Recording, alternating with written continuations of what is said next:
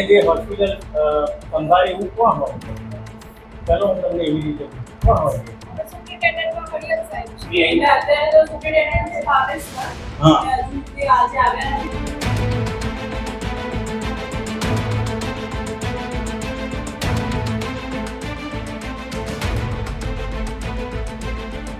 અહીં કોઈ MBBS doctor છે નહીં, બરાબર. સીડીએચઓ ને જાણ કરેલી છે, એમએલએ સાહેબને જાણ કરેલી છે, બધાને જાણ કરેલી છે.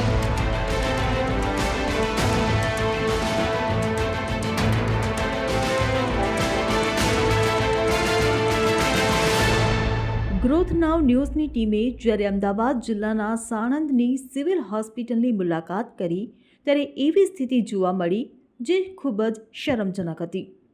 અમે પહોંચ્યા ત્યારે જોવા મળ્યું કે 2 અલગ અલગ અકસ્માતમાં મૃત્યુ પામેલા લોકોના પોસ્ટમોર્ટમ માટે પરિવારજનોને 4 નહીં 5 નહીં પરંતુ લગભગ 9 કલાક સુધી રાહ જોવી પડી. કારણ એક જ, હોસ્પિટલમાં કાયમી મેડિકલ ઓફિસર જ નહોતા. પરિવારજનોએ અમારી ટીમ સાથેની વાતચીતમાં ગંભીર આક્ષેપ કરતા કહ્યું છે કે રાત્રે 2:30 વાગ્યે મૃતદેહ હોસ્પિટલમાં લાવવામાં આવ્યા હતા, પરંતુ સવારે 11:30 વાગ્યા સુધી કોઈ ડૉક્ટર હાજર ન થતાં પોસ્ટમોર્ટમ થઈ શક્યું નહીં. દુઃખના સમયે પણ પરિવારને સિસ્ટમની બેદરકારીનો સામનો કરવો પડ્યો હતો. તો વળી અન્ય એક મૃતદેહ માટે સ્થાનિક સેવાભાવી લોકો જ કામ કરતા જોવા મળ્યા હતા.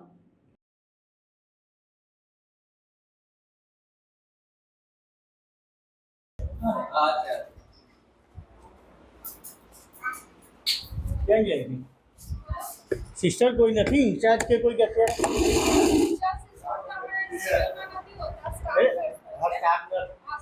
હરિયર સાહેબની નીચે કોણ હોય?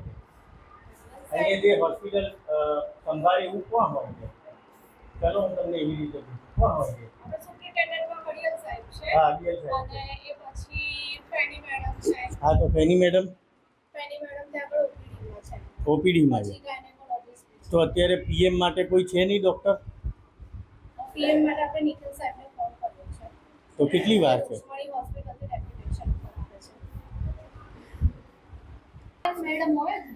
બેન આવું કેમ છો? હાજી.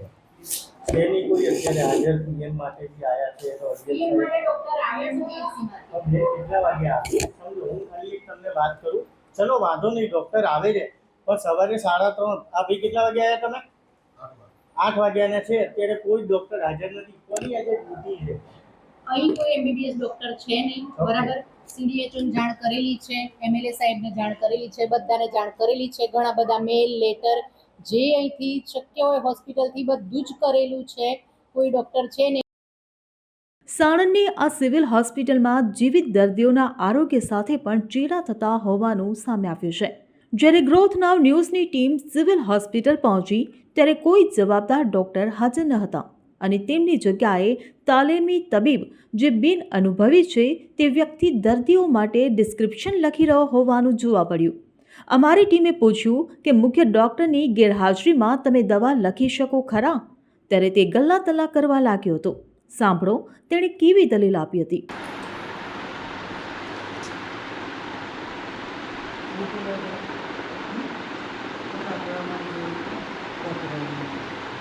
અત્યારે દવા આપું છું ને એનાથી અત્યારે સરખું થઈ જાય. પછી ક્યારે આવવાનું? કાલે સવારે? કાલે આવજો સવારે બપોરે. સર અત્યારે અમે દાખલો આપી દો ને.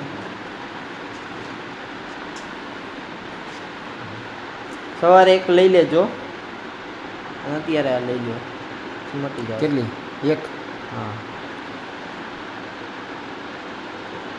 ટેબ્લેટ છે? હા કેપ્સ્યુલ છે? ટેબ્લેટ આપશે.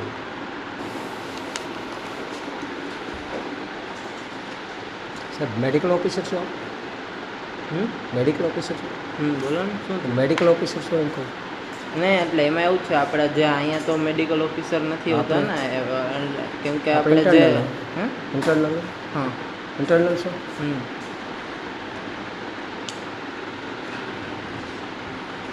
કેટલા વર્ષ ચાલે તમારું? સેકન્ડ યર ફર્સ્ટ છે ઇન્ટરનલમાં? અમારે એમાં એક જ હોય. એક જ વર્ષ.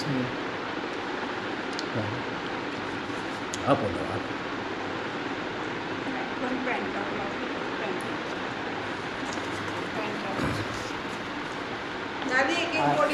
બે એક ગોળી આપી દેજો અને સવારે પણ એક લઈ લેજો. પછી આપણે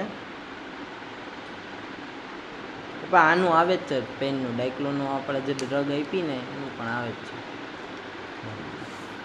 આપણે ઇન્ચાર્જ ડ્યુટી કરી શકો એમ ઇન્ટરનલ નાઇટની મેડિકલની જગ્યાએ ડ્યુટી કરી શકો તમે? હા તો એવું ન હોય ને, કેમ નહીં? તો અમે કરી જ શકીએ આ ને. દર્દીને કશું થાય જવાબદાર પણ દવા લીધી હમ. ઇન્ટરનલ મેડિકલની ડ્યુટી કરી શકો મેડિકલ ઓફિસર જગ્યાએ? હા તો હોય જ ને, તો એટલે તો કરી અમને શકે. મૂકે છે ને. મૂકે છે ને કરી શકે કે ન કરી શકે? મૂકે તો મને મૂકી દે સાહેબ. આ ગૌતમભાઈ પીએમ કરી નાખે છે એવું નથી. શશી ઉપર છે પીએમ કરે છે 40,000 પીએમ કર્યા છે. કેટલા કરી તો બધાય શકે, હું કરી શકું, હું લખી શકું. પણ લીગલ લખી શકે લો પ્રમાણે કાયદા પ્રમાણે સંવિધાનિક તમે સેવા આપી શકો મેડિકલ એટલે જગ્યાએ.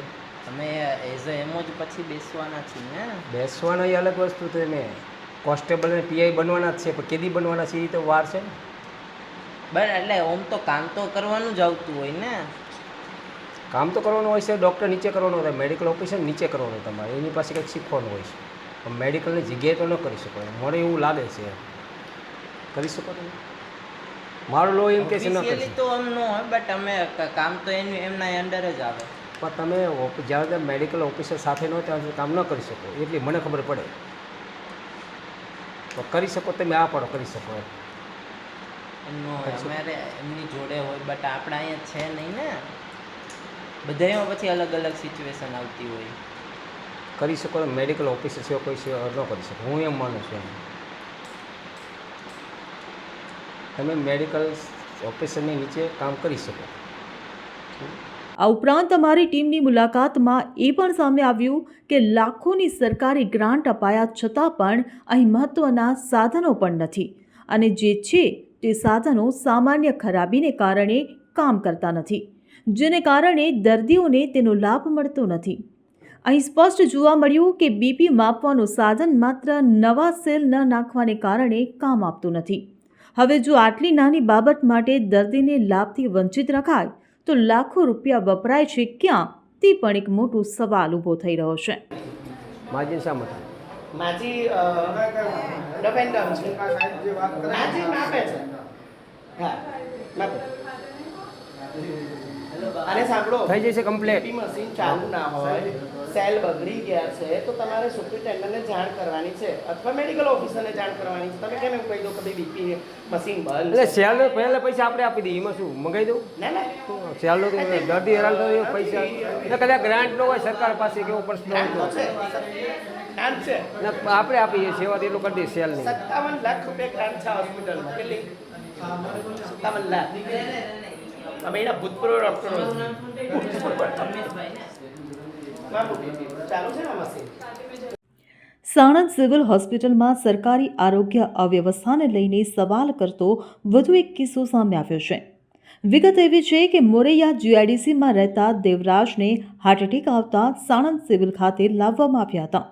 રાત્રે 12 વાગ્યે ડૉક્ટરને જાણ કરતાં લગભગ 2:30 વાગ્યે ડૉક્ટર આવ્યા દર્દીને મૃત જાહેર કરવામાં આવ્યા હતા. આમ ડૉક્ટર સમયસર ન આવતા મૃત્યુ થયાનો પરિવારજનોએ આક્ષેપ કર્યો છે. कॉल किया था 12 बजे, एम्बुलेंस आई थी 12:20 को इधर मेरे रूम पे. तो वहाँ पर वो मैडम ने थोड़ी बातचीत की मेरे से, बोला कि अभी बचने के चांसेस कम है. फिर भी मैंने बोला मैडम आप लेके चलो, इलाज थोड़ा बहुत हो, जैसा हो वैसा आप करना, जितना हो. तो यहाँ पे आया मैं, एम्बुलेंस में आए तो यहाँ पे आया तो यहाँ पे डॉक्टर ही नहीं था. मैं थोड़ी देर बाद मेरे सर ने चेकअप किया, वहाँ एक दूसरा डॉक्टर था नॉर्मल, कुछ नॉलेज भी नहीं थी उन भाई को वहाँ पर. तो वो भाई दूसरा डॉक्टर, वो सर ने मेरे साथ कॉल किया. डॉक्टर को डॉक्टर नहीं था यहाँ पर. डॉक्टर आया रात को 2:20 पे.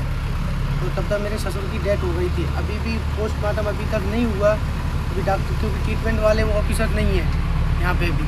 આ પ્રકારની આરોગ્યની અસુવિધાઓને લઈ સ્થાનિકોમાં ભારે રોષ ફેલાયો છે.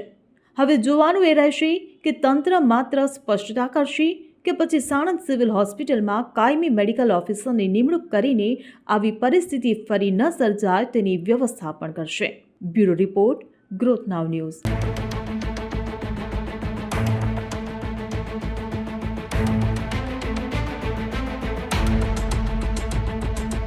અહીંયા જે હોસ્પિટલ સંભાળે એવું કોણ હોય છે? ચલો હું તમને એવી રીતે કહું. કોણ હોય છે? સુપ્રિન્ટેન્ડન્ટમાં પટેલ સાહેબ છે. એ અત્યારે તો સુપ્રિન્ટેન્ડન્ટ છે ભાવેશ સર. હા. હજુ સુધી આજે આવ્યા નથી.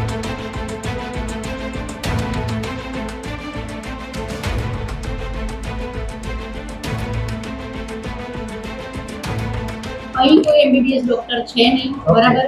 CDHO ને જાણ કરેલી છે, MLA સાહેબને જાણ કરેલી છે, બધાને જાણ કરેલી છે.